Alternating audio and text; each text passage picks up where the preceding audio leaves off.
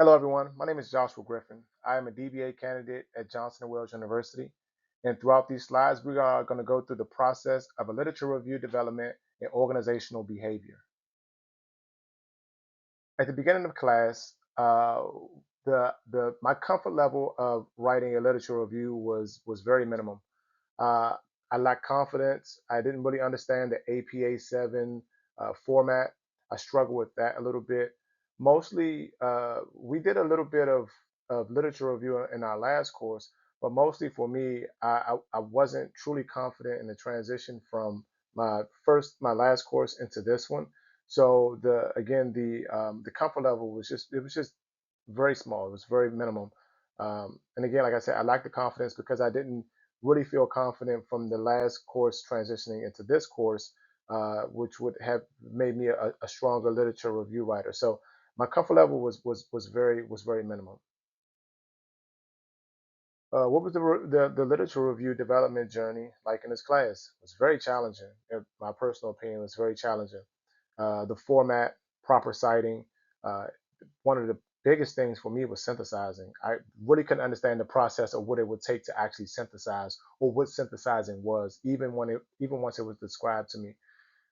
What I had happened to me was I was still impeding on the information that I was reading, right? So what I mean by that is I was still giving my own observation or my own thought processes in it. And synthesizing doesn't do that. Synthesizing says, hey, what is the information that you're given? How do you take all these literatures and these journals and these articles and compile them into a concise or consensus of information that is legible, right? And we get in our own way, or at least I got in my own way of trying to impede on my own thought processes on the information that I was reading. So for me, synthesizing was one of those struggle points that I eventually, at some point, I developed better and I got better in it. But I did struggle with that in the beginning half of this course. Uh, in what ways was the development process helpful? For me, it was like a literature exercise, right? So the first time with anyone, whether you're exercising on a bike or you're going to the gym or you're running every day or you just started to run and you're trying to practice for a marathon, the beginning stages of it is a bit tedious and it is tiring, and you feel like your muscles are worn out, you're tired, and you're struggling with it. And people that go to the gym all the time, or gym goers, always tell you you got to get back out there, you got to do it again in order to break those old habits, in order to break into this new cycle. So for me, this process was literally like going to the gym. It was the same process.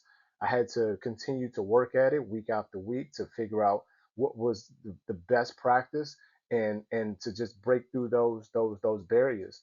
So again, for me, this was simply a literature exercise, as I would like to say. But the process was very helpful. I think it helped me develop a better idea of what a literature review looks like week after week. Is there anything about the process that I would change? If so, and what and how? Again, for me specifically, I'm a visual learner. So it's really hard for me to understand and process certain things without visually seeing how things are supposed to operate and how things are supposed to go, right? So if once I see it, I can formulate an idea or the best process in which way that is best for me to get to the final result. But I struggle with the idea of what a literature review was because I didn't really understand what it looked like. I read the information that said like, hey, it's supposed to operate in this way, in this way, in this way. But again, for me, what does that look like exactly? I see what it's saying, but what does that look like? So again, for me, the one of the things that would help me in this process, or that would help other visual learners in this process, would be able to see exactly what a literature review looks like, and then we can emulate from there. What did I learn about from the literature review as it pertains to organizational behavior, based on the topics or focus, the initial work that I was doing? For me, leadership was a very pivotal component to organizational behavior, as it pertains to the initial work. One of the things that I was able to recognize, or one of the things that I was able to find out, was that there are two different styles of leadership that directly affects organizational behavior. One of those is the ethical leader. The other one is the transformational leader. Both of these leadership styles kind of coincide with each other. They introduce practices. They introduce uh, uh, um, uh, they introduce practices. They introduce information that allows individuals to emulate their exact style. So, for any organization that's looking to update their organizational behavior, or they're taking a closer look at their behavior, they will want to introduce a leadership style that is either transformational or ethical. Because typically in these two styles of leadership, those who are subordinate or those who are following behind or those who are watching will typically emulate exactly what that leadership style is. And ultimately, that becomes your organization's behavior as far as when it comes to ethics, as far as when it comes to practices of rewarding, as far as when it comes to practices of staying, in between the lines and doing things the right way and helping you develop a more ethical organization.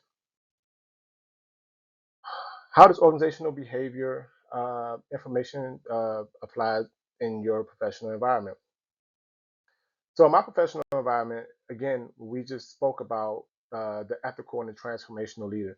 These two, that is pivotal in my professional environment because for me, when I first got into the industry or the industry that I'm in, one of the things I wanted to do is I wanted to emulate what someone else was doing so that I can be doing it the right way. But I wanted to emulate someone that was doing it in the right way, right? So for applying this in my professional environment, this was the primary push. And if I had been in an environment or with an organization that had bad behaviors, that would emulate it in my professional career and in my professional environment. So again, for me, I believe that this translates over into an entirety of organizational behavior, as far as how it translates over to my professional environment. Uh, Thank you again. This is the last slide for the night, and you all have a good one.